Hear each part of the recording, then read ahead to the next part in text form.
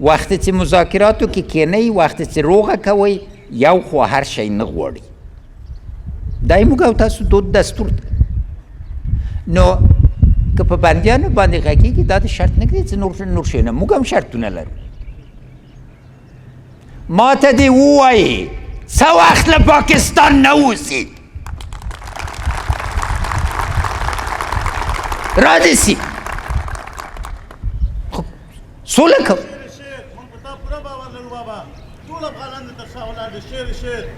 خدای مو ساته. 3.5 میلیونه معتادان لرو که نه؟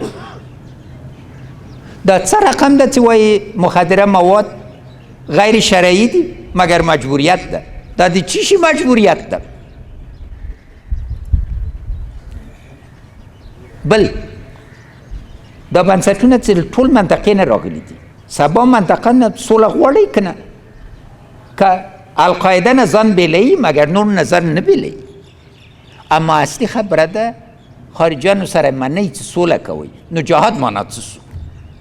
افغان وزنه جرم ده، افغانانو سره بېوزلي ده. که غواړئ لا نورې ډېرې خبري، ښوونیزې، طبي، ادبي، فرهنګي، هنري او بېلابېلې ویډیوګانې او معلومات ترلاسه کړئ، زموږ یوټیوب چینل سبسکرایب کړئ. هڅاند میډیا.